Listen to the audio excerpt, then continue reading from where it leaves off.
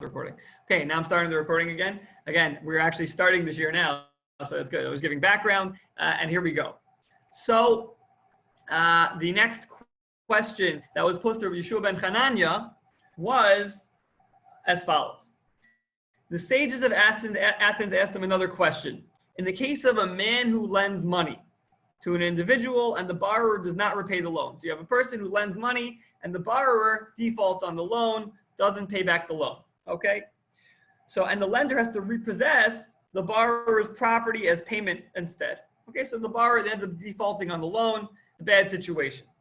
So why would he see fit to lend to others again? Now, the truth is that the Gemara just says, why would he see fit to lend again? It's a little bit ambiguous, as we'll discuss who he's lending to, the same person, a different person. But let's assume that he's talking about others. So so they asked Rabbi Yehoshua ben Hanania, you have a person who has I guess maybe he's in the field of money lending, whatever it is, and he lends money to a person. The person defaults on their loan. Their property gets repossessed by the lender. And the question is, why would he see fit to lend again? So Rabbi Yehoshua says to them, okay, this is what people do. If a man, and again, remember how he answers in wise ways. If a man goes to the pond, so this is how Rabbi Yehoshua answers them. Doesn't answer directly, a little bit indirectly. If a man goes to the pond and initially cuts a bundle of reeds, you got a guy who goes to the pond and cuts reeds, but he finds that he can't lift it. Why? Because the guy cut too much, and now he can't lift it. He can't lift the reeds anymore. So he does not stop cutting wood. So what does he do? He doesn't just say, okay, I'm not going to cut any more wood. I'm just going to, cut my losses, take what I can, and go back home. No, what does he do? He continues cutting, and he places it upon the first bundle until another person comes. And when the passerby comes and helps him raise it, he's able to get everything home. So too, a person continues to lend based on the assumption that it will eventually find an appropriate borrower. That's what he says. So again, the mashal, the parable was a person who's cutting reeds in the woods by a pond. So he cuts enough reeds and he realizes, I've cut too much, I can't lift it now. So what does he do? He continues cutting until somebody's going to come along to help him. And once he has someone else coming along to help him, he'll be able to take everything, not just what he started with in the beginning. Okay, that's what he answers. And the question, as we always pose, the question we always ask is, what on earth does this mean? What is the question and what is the answer? Again, on the surface, all that he's answering is, the question was, again, if a person lends it lends money and the loan gets defaulted, why would he lend again? Now, Rabbi Yehoshua ben Hanania could have just answered, because maybe he'll get money back from the next person. Why does he give this vague answer about cutting reeds by the pond, and hopefully someone will come back and pay? So that's the mashal, that's the answer. And as we're going to see, the Chachamim, the sages of Athens, are impressed with this answer, so much so that they move on to the next question after this one. So the question is, what on earth is going on here? Okay. And I remind everyone not to say amen. I'm just going to make a shahakol. Okay. So there are four interpretations, really, one, two, three, four. Really 5 interpretations tonight that we're going to go through on this question. Different interpretations, but each of them in their own way, in their own light, is extremely fundamental to our religion, to the Jewish religion, to the Chachmas HaTorah. Some of them we're going to focus on more than others, just because I think there's more to talk about tonight. And just I'll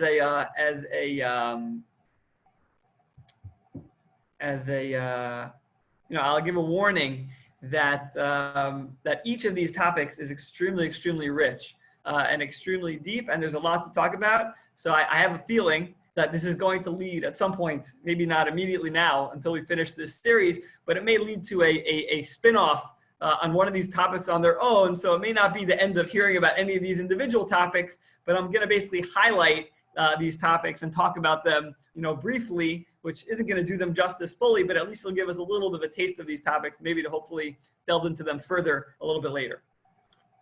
So the first interpretation is that given, and we're going to be going to our normal, the usual suspects who discuss this Gemara. We're going to be starting with the Vilna Gaon. And the Vilna Gaon explains as follows. What the Chachamim of Athens were asking Again, they're not about asking silly, foolish questions. They're asking pressing, pertinent questions that have to do with our lives as Jews, and especially of the time. Now, again, we discussed, when did Yehoshua ben Hananiah live? He lived at the time towards the end of the second Beis HaMikdash period, right? So the second Beis HaMikdash period, again, the first Beis HaMikdash was built in the time of Shlomo HaMelech, which was approximately 400 years after leaving Mitzrayim, after leaving Egypt. 400 years later, the first Beis HaMikdash is built. It stands for about 400 and change years. Then it's destroyed for 70 years, and then it is rebuilt for another 400 and change years, and then destroyed, and that's in the exile we're in today. So again, Rabbi Yehoshua ben Hananiah lived in the time of the end of the second Beis HaMikdash. He lived at the time the end of the second Beis HaMikdash, and again, at that time was when many of the halachos that are rabbinic in nature were developed. Really, during this time, when the focus of Judaism shifted out of the Beis HaMikdash, again, along the line in Jewish history, starting from the Nevi'im, even before the Beis HaMikdash, many rabbinic laws were made. But many of the rabbinic laws came as a result of leaving the Beis HaMikdash. Leaving the Beis HaMikdash type Judaism, and Judaism kind of left the Beis HaMikdash sphere. So that was this time when the rabbinic laws were kind of in flux. And the Vilna Gaon explains as follows. What they were saying to him was, you rabbis are all about making these rabbinic laws. All these rabbinic laws. And Hashem gave you the Torah. He lent you the Torah. He lent you the Torah. That was the loan that they were referring to. Hashem lent you the Torah, and you failed to pay up.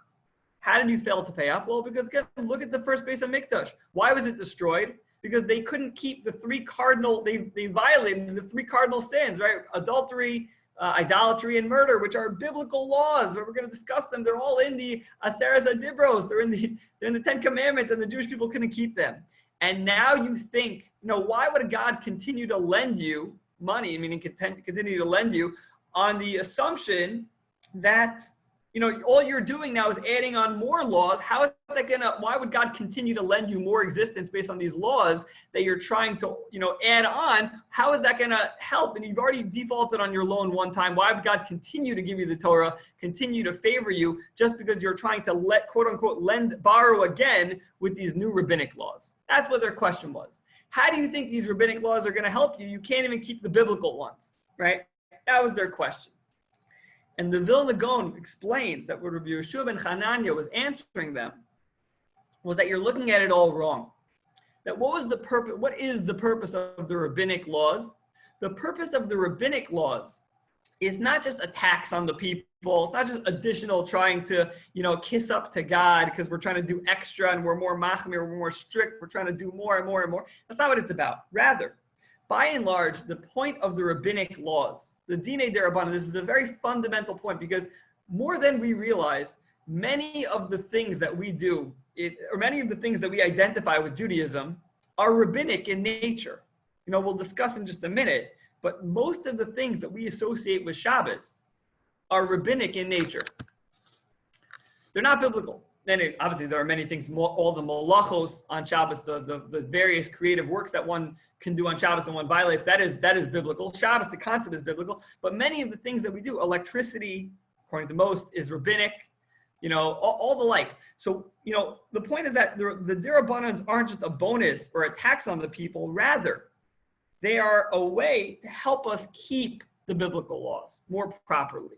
That it's a fence, a fence that's built around the Torah in order to enable us to continue to keep the Torah properly. Just as you have a fence or a boundary, a guardrail on a highway, especially around a steep curve, right, on a mountain, to make sure that you don't, drive too fast and drive off the curb. That is the point of the rabbinic laws. That's the point of the halachos that are rabbinic in nature, to make sure that we're able to properly keep the biblical laws.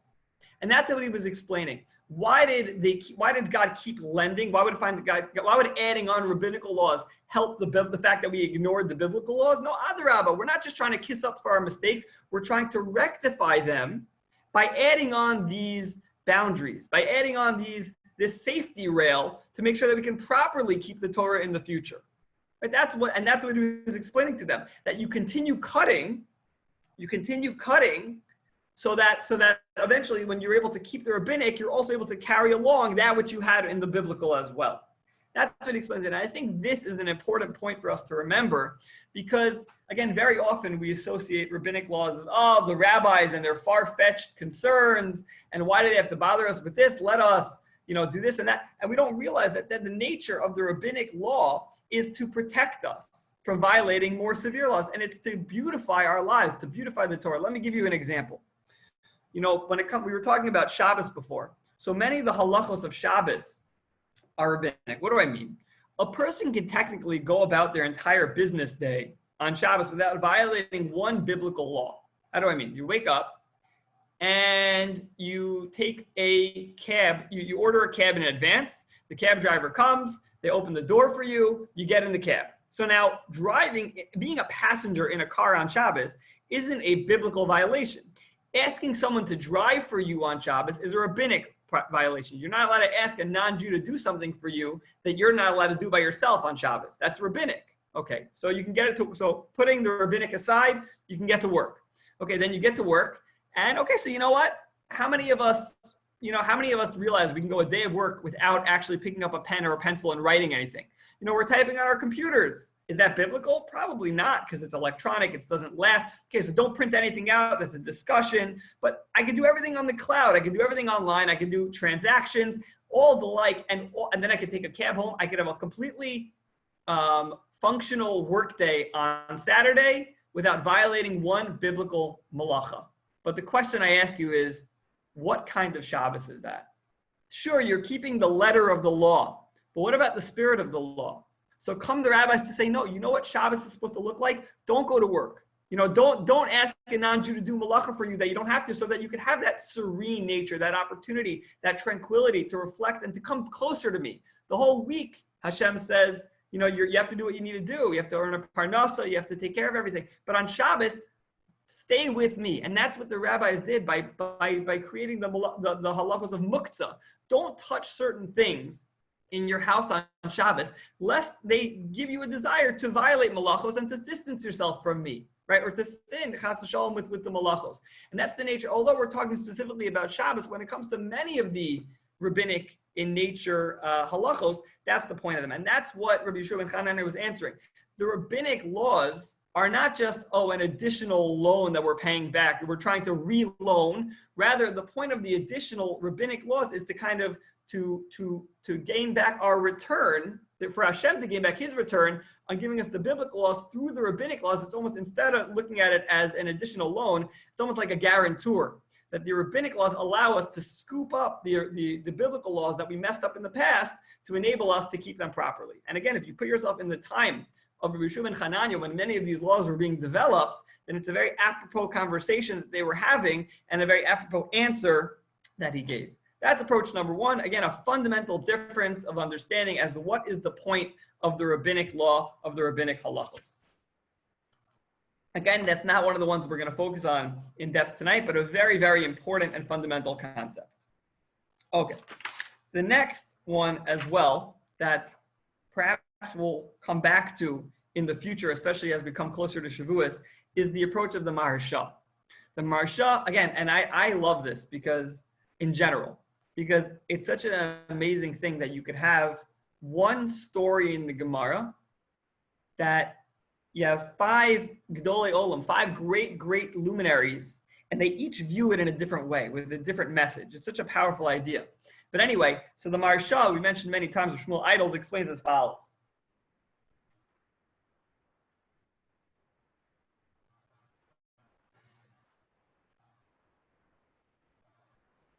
One second.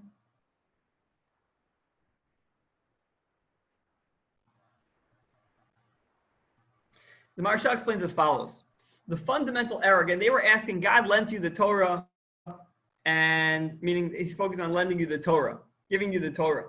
And you didn't keep it, and therefore it gets taken away from you. What makes you think that God's going to lend it back to you? Why should you be able to keep it? So the Maharsha explains something beautifully. Again, a short but very, very important point. The Maharsha explains that their fault in understanding was that the Torah is not a loan. The Torah is not a loan. not alone, A-L-O-N-E. It's not alone. It was not lent to us. Rather, the Torah was a gift. Ki lekach tov nasati lachem. This sweet thing I gave to you. It was a gift. The Torah is a gift. And what's the idea? Yes, when it comes to a loan, if a person defaults on the loan, what happens? You repossess the property and you don't lend them again. But Yehoshua ben Hanani was explaining was the Torah is not a loan. It's a gift. And since it's a gift, yes, we might have messed up in the past about our gift, and we lost the opportunity to do many of the mitzvos. We can't do any of the mitzvos right now that we've done in the Beis HaMikdash. We can't do any of the mitzvos. And you're right. You might say, oh, if we can't keep all of it, what's the point of keeping any of it? So he says, no, because if it was a loan and you can't complete part of the loan, that may be true. Right? What's the point of paying back part of my loan? Again, that's not true either. But one could say that. But when it comes to a gift, no, I'm going to fill as much as I can. And that was the mashal. The mashal was you keep chopping the wood until someone enables you to continue to take it all home. So even though we can't fulfill all of the Torah right now as we're in exile, we don't have a king, I'm a Yisrael, I'm not a Kohen, from the tribe of Levi, so I can't fulfill the mitzvahs of a Kohen, but I'm going to keep learning the Torah and developing my relationship with the Torah. I'm going to keep chopping that wood. In this mashal, the Jewish people are the wood chopper, not Hashem. I'm going to keep chopping that wood until Hashem graces us with the ability to perform the rest of the mitzvos in order to take it all home back from the field. Now, again, this approach doesn't, it's a beautiful idea, as we'll explain in a minute. It doesn't 100% flow with the mashal itself. The other ones, I believe, flow better. But what I would like to focus on with this marsha is specifically this, and that is the nature of the relationship between our understanding of what our relationship with Torah is and what the umos ha'olam, the religions of the world, the people of the world think our relationship is. Meaning a loan, like we said, if something is loaned to you, so then you view it in a certain way of a lack of permanence, a lack of a relationship. But with the fact that we view the Torah as a matana, as a gift that Hashem gave to us, a present, and we'll discuss what that means in just a second, that changes entirely. And very often, unfortunately, and this is for myself too, is that we take the fact that we have the Torah for granted. We take the fact that we were given this precious gift for granted. And if we think for a minute how much the Torah and having the Torah truly enriches our lives, right, let that sink in. Right, the Gemara tells us about the Tanur of Yosef. That Rav Yosef used to say, referring to Shavuos, he would say, Im la b'har yom, if not for the day of Shavuos, the day of Matan Torah, the giving of the Torah, I guess this is where the phrase comes from. He says, Kama Yosef ika bashuka. His name was Yosef. How many Yosefs would there be in the shuk? I mean, I would just be like everybody else. The fact that God gave me the Torah made me special. It makes me able to elevate my life, to bring myself closer to the Ribono Shel Olam. And that's really what the idea of the Torah being a gift and recognizing that the Torah is a gift, that's what this is all about. And that's really such an important idea. And again, in terms of an idea, we're going to discuss maybe more when we get closer to Shavuos. But there's a very fascinating question in that we know that the Torah is given the Torah is given in Parshas Yisro, right after they leave Mitzrayim, Parshas Yisro. And there's a question as to, granted, we name the Parshios usually after the first sentence of the Parsha, okay? But why is it that the Torah is given in Parshas Yisro? Yisro, after all, Yisro was the father-in-law of Moshe Rabbeinu. He was great. He was a convert. He converted to the religion. Before that, he was a complete idol worshiper, right? A complete idol worshiper. And granted that he was a tremendous tzaddik and he did great things and he changed Bnei Yisrael for the better. You would think that maybe the Torah should be given in Parshas Torah. Call it Parshas Torah. Call it Parshas Moshe. Call it Parshas Aseres Adibros. Why is it called Parshas Yisro? And perhaps the answer is because just as Yisro's relationship with the Torah was from a mature perspective of, wow, I am choosing this because it's a precious gift. Yisro he tried every other religion in the world. And he finally found the Ribono Shel Olam and found Torah, and that was the most real connection that he found. So much of it, that's what he's stuck with, right? And That's the perspective that we need to have. We need to look at Torah not as a burden, not as a yoke, not even as a responsibility, but as a gift, a sweet gift that we're given.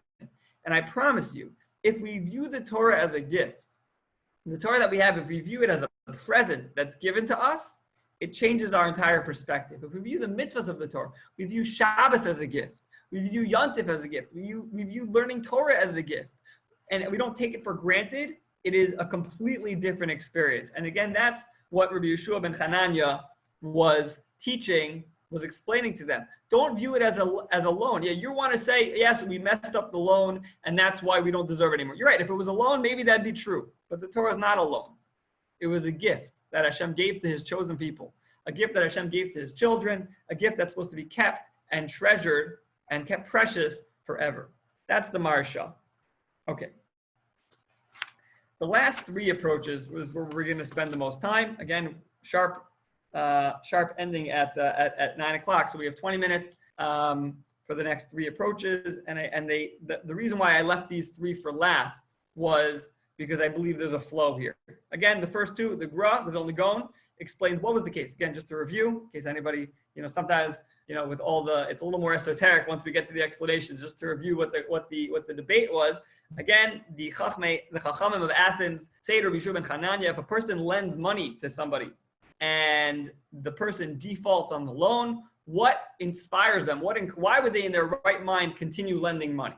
So we spoke about and Rabbi Yehoshua ben Hanania has the response. He says, if a person goes to a pond, cuts reeds, and then realizes that he cut too much, that he can't lift it, what does he do? He doesn't just cut his losses and go home. Rather, he waits for someone else to come along. He continues cutting the reeds. That's important. He waits for someone else to come along, and together they take it all back home. So again, the first approach was the Vilna Gaon, the idea of the mitzvahs midoraisa and the mitzvahs midorabanan being the second person to come carry the doraisa, the rabbinic laws, help us carry the biblical laws home. That was approach number one. Approach number two was that the Torah is not a loan, rather it's a gift, and therefore we continue learning it. We continue chopping that wood, even if we can't take it home, until we're ultimately going to be able to, because it's a gift of permanence and not something that's going to be taken away from us. Okay. Approach number three is the Maharal. And that is as follows. And this one is extremely, extremely important. And this is what they say to us. This is what the Ummah Ha'olam, the Chachmei of Athens, were saying to Rabbi Yehoshua ben Hanania. They were saying, Hashem lent you something. He lent you a lot, a ton. We went through it again, all in the words of Dayenu. Hashem took you out of Mitzrayim, right? He took you, he gave you, he performed the 10 plagues, saved you from there, took you into the desert, gave you the man, right? The heavenly food, gave you the water from the be'er, from the well that followed them in the desert, gave you the cloud that protected you.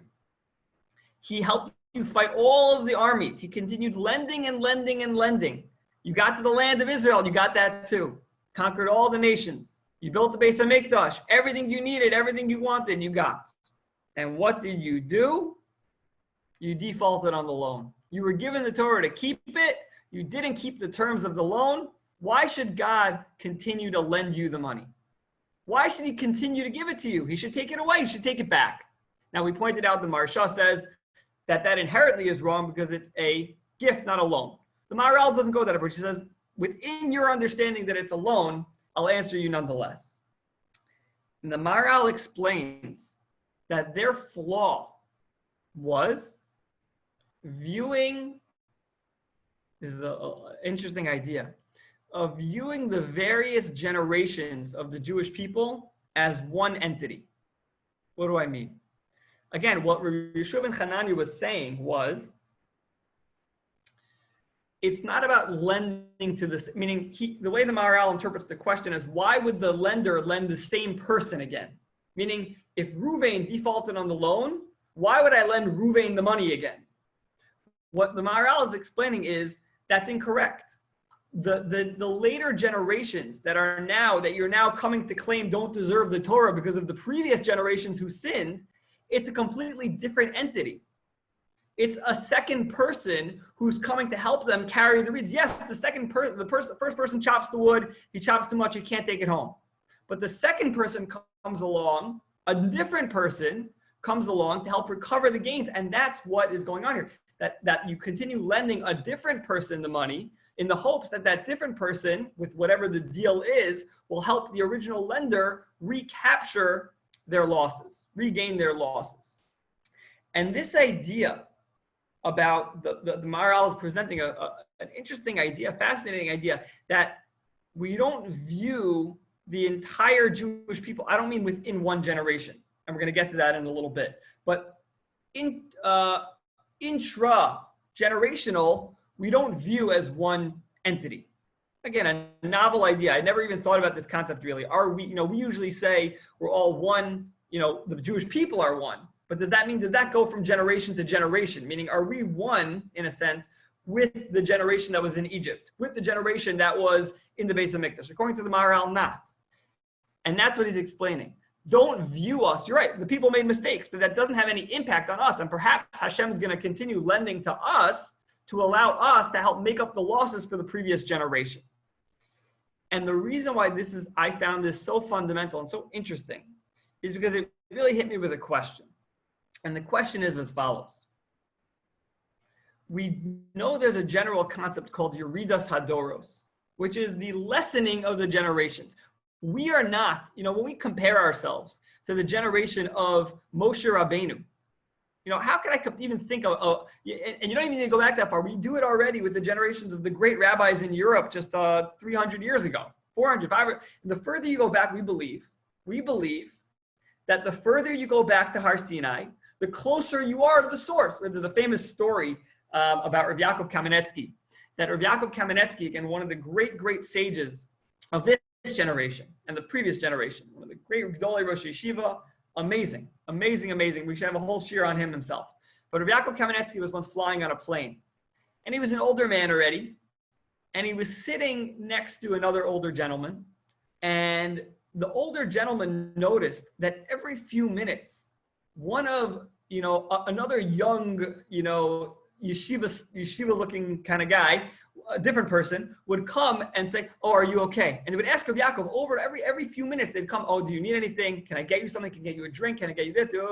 And this guy was astonished. He said, "Listen, what is going on here? Who are all these people that are coming to you?" The truth be told, these are my grandchildren. We're all on the flight together. These are my grandchildren. He says, "These are your grandchildren? I can't get my grandchildren to call me on the phone. How do you get them to come to you every second to another?" So he says, "I'll tell you the difference." He says, "Do you believe in evolution?" He says, "Of course I believe in evolution." He says, "I'll tell you like this.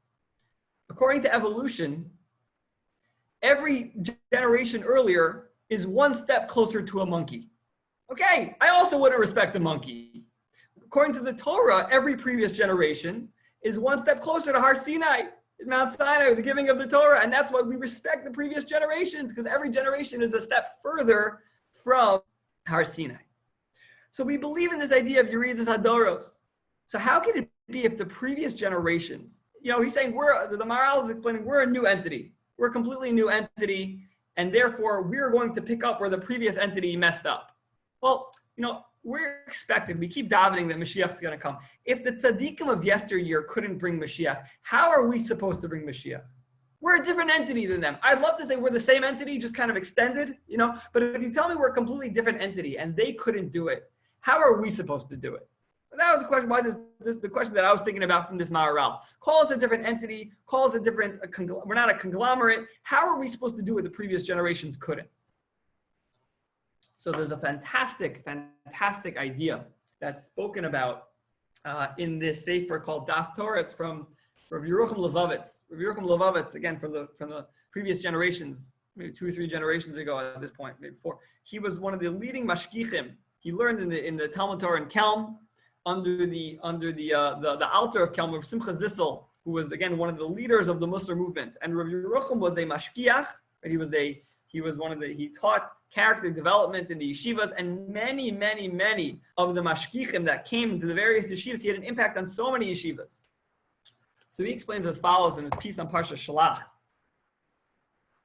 It's a long piece, and unfortunately we're not going to be able to go through the whole thing tonight. But he explains this idea of Yeridas Hadoros, and he asks this question: how could we be expected to bring Mashiach when the previous generations couldn't? And he explains beautifully that when it comes to darkness and light, the previous generations, if we want to give a parable, were all light. The Moshe Rabbeinu was, it created a tremendous amount of light. The whole generation was light. And the further and further we get, our generations become darker and darker. However, as we know from the halachos of looking for the chametz on Erev Pesach, that one can only truly appreciate a flame when it's dark. The darker the room, the brighter the flame. That's the idea. That's why when it comes to looking for the chametz, we have to turn off the lights to make sure that our flashlights, that our candles do more. And he explains that in our generation, yes, our generations as a whole aren't as light, but we have the ability, because the generation is darker, and I don't mean just within the Jewish people, I mean the world is moving in a certain trajectory of darkness, a scary thing, but we have the opportunity to light up the room that much more. In every generation that it gets darker and darker, that opportunity gets greater and greater. And that's why there's a principle in the Gemara, that a person shouldn't say, oh, I wish I had the leaders of yesteryear, because every generation, says Rabbi Yerucham, has its own challenges, but because it has its own challenges, it has its own opportunities for greatness as well. And the Mashiach is going to come from the darkest place because the tzaddik that is Mashiach is going to bring the greatest light. You're right, it may not be as light as the light of Moshe Rabbeinu, but in the context, it'll be a much greater light, because the world at large is much darker. And he says something so amazing. He says one line that's just unbelievable. He says, he's talking, again, he was a mashgiach speaking in yeshivas, and he was in a yeshiva, in the Mir Yeshiva, at a time when, right now we live in America, where you go to Lakewood, New Jersey, and there are thousands and thousands of people learning in yeshivas, and there's a whole system based around it. At that time, learning in yeshiva wasn't such a lauded after position. People used to mock the people in Europe. They used to mock the yeshiva light. Oh, you're going to go. And again, it was the select few. You had to be very, very, very bright in order to go to yeshiva when you got older. Otherwise, by age 12, 13, you were already earning a trade, right? You already, you were out there being an apprentice. So it wasn't, to sell a shidduch, right? To make a shidduch, you had to be a girl who really wanted a yeshiva guy. Otherwise, I don't want to live my life in abject poverty just to be married to a yeshiva guy. It was a different world. And he talks about the mysterious nefesh of a person living in yeshiva. He says that people come to yeshiva, you don't even realize the light that you're making. So he says an amazing line. He says you could have a yeshiva student that's sitting for hours and hours learning over a piece of Torah from an earlier generation rabbi, a great luminary. And it could be that he spends hours and hours and doesn't even fully comprehend the piece, doesn't understand it. But that student is much greater than the rabbi himself, much greater than the luminary from, he says it's an amazing, he says, Aval sof kol sof yitachen, it could be, v'hano yoser gadol men osar gadol atzma, he's greater because again, is in a later generation. A later generation has different challenges, but again, that being said, since we have our own challenges, we have the opportunity for greater light. That's what Yerucham explains, and it's a tremendous chizuk for all of us, because we think, who are we in the later generations to be able to bring Mashiach? Well, you know what? You're right. We are in a later generation, but it gives us that much more capability. And our actions, and what do we take from it, is that our actions have much, much more potential to bring that light to this world. Let that sink in for a minute. It means an amazing thing. Every parak of Tehillim that we say, every time we daven, every time we pray, we don't even realize in the darkness of this world in 2020, Tafshin Pei, right? We're in exile for over 2,000 years. We don't realize the power of each and every action we do, how it could be even greater than the actions of previous generations, than the rabbis who decreed, who made the rabbinic laws. Our actions could be greater than their actions, because context is everything. And that's what the Maharal is explaining, that Rabbi Yehoshua ben Hanani was explaining to the Chum. You think we're all one conglomerate? Okay, why would God lend us again? We're in a later generation. We have the ability to do much, much more than they did, and to create that greater light in this world. And that's why God would continue lending to us, because he knows our circumstance and he knows what each and every one of us is capable of. That's the Maharal's approach. Again, I would love to talk about this more, and I'm even considering talking about it more, not going to the last one, but I'm going to quote the last piece anyway. That's the Maharal. The last one is from the Kedushas Levi, last approach. And I think it's so important because it's a little bit of a different approach. But the Kedushas Levi says as follows. We have 5 minutes.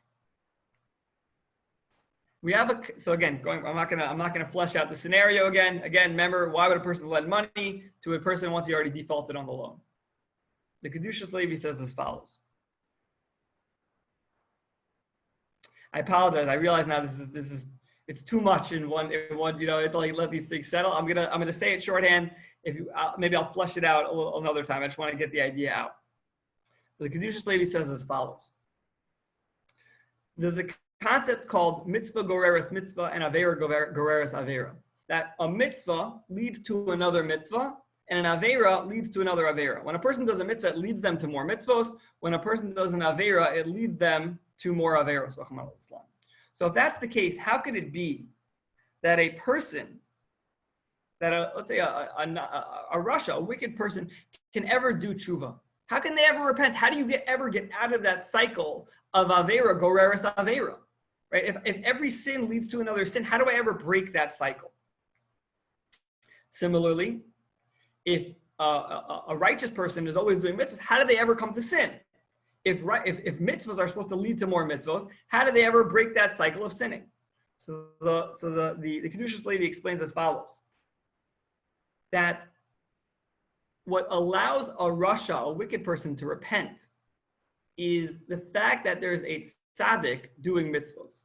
Those mitzvahs that the tzaddik, the righteous person, doesn't only impact himself, but it creates a spiritual net that scoops up the rasha, and that's what enables the rasha. That's what gives the rasha the mindset, the ability to break out of that cycle. Now, what happens to and therefore the rasha is able to finally break his cycle and do tshuva. But what does that do to the tzaddik? Well, just like if a person sees his friend, his car is in the mud, and he wants to help him, so what does he do? He's got to step into the mud and push the car out, right? But what's going to happen to him? He's going to get all dirty. Similarly, when the tzaddik helps out the rasha, some of that stain clings to the tzaddik. And if the tzaddik isn't able to fight that Yetzer Hara, then he himself might fall. It's the risk of being a tzaddik, because the true tzaddik is someone who cares to pull out his friends from sinning as well. It's not just about me, it's about all of Klal Yisrael. To be a real tzaddik doesn't just mean that I focus on my own mitzvos, it means that I want everyone. I'm just trying to increase the glory of God in this world. And that means putting myself at risk sometimes. Again, this is a very loaded statement, and we only have 3 minutes, so I'm not going to go into what that means and a longer concept, but that's how the tzaddik can sometimes get dirty himself. Explains the Kedushas Levi that this is what Rabbi Yehoshua ben Hanani was explaining. He was explaining that God lends, not the Torah and not Eretz Yisrael, God lends life to each and every one of us. We live on a loan. We have a lease, right?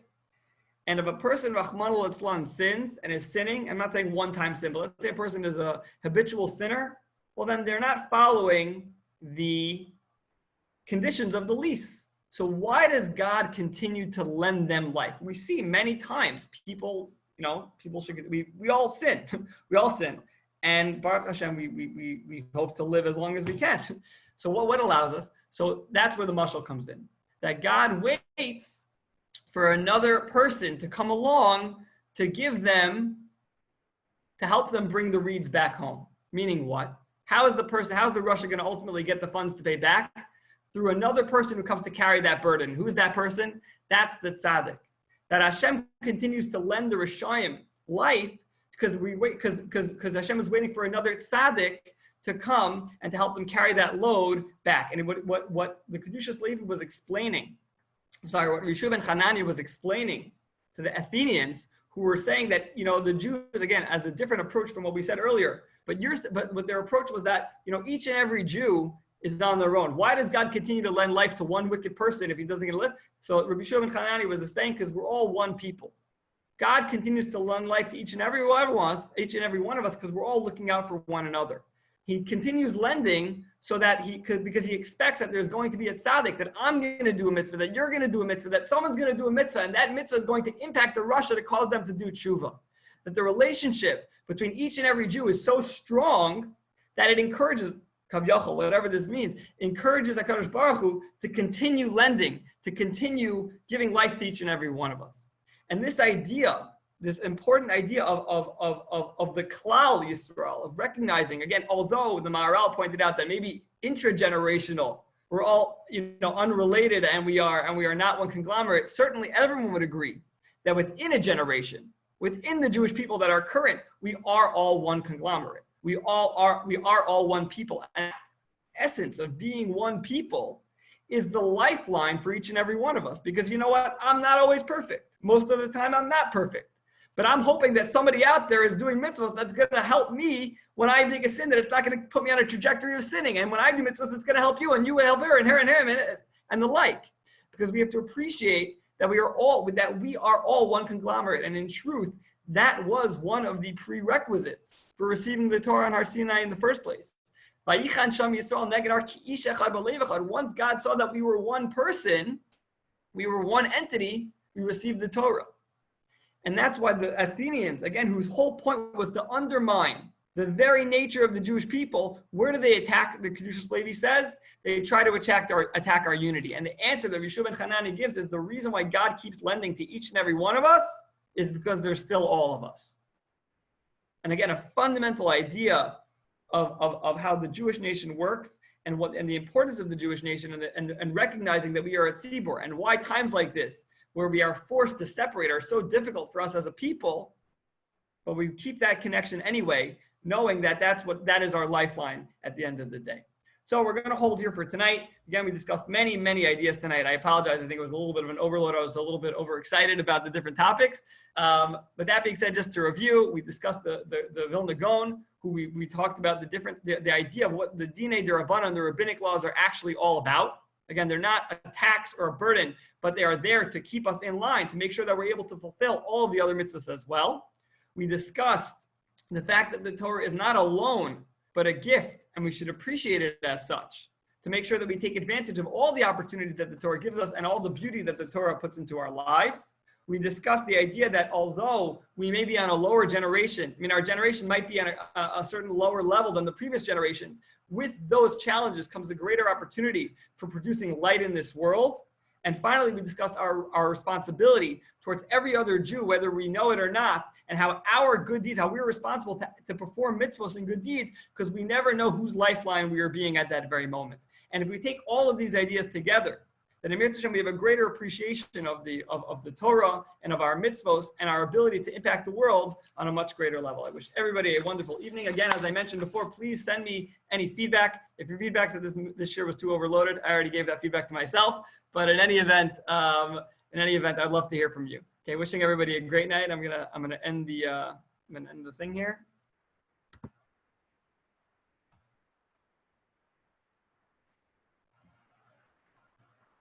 Thank you. Good night.